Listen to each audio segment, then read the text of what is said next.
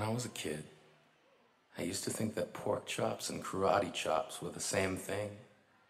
I thought they were both pork chops.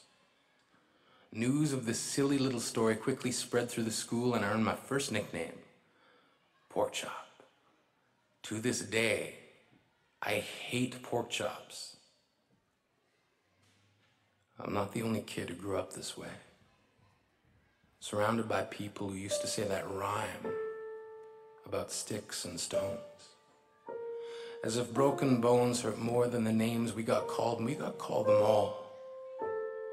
So we grew up believing no one would ever fall in love with us, that we'd be lonely forever. She was 8 years old. Our first day of grade 3 when she got called ugly. We both got moved to the back of class so we would stop getting bombarded by spitballs. In grade 5, they taped a sign to the front of her desk that read, "Beware of dog." To this day, despite a loving husband, she doesn't think she's beautiful because of a birthmark that takes up a little less than half her face.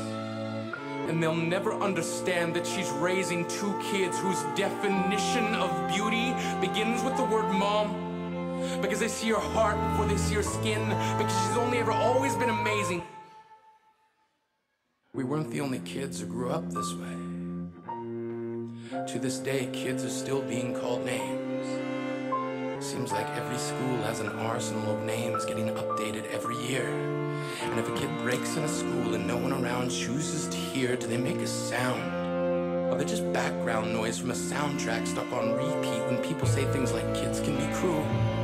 And but when we finally decide to smash all the things we thought we used to be, and if you can't see anything beautiful about yourself, get a better mirror.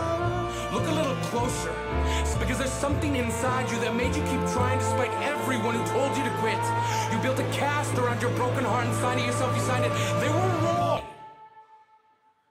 Because maybe you didn't belong to a group or a clique. Maybe they decided to pick you last for basketball or everything. Maybe you used to bring bruises and broken teeth to show and tell but never told. Because how can you hold your ground if everyone around you wants to bury you beneath it? You have to believe that they were wrong. They have to be wrong. We are graduating members from the class if we made it. Not the faded echoes of voices crying out names will never hurt me. Of course, they did. But our lives will only ever always continue to be a balancing act that has less to do with pain and more to do with beauty. When I was a kid, I used to think that pork chops and karate chops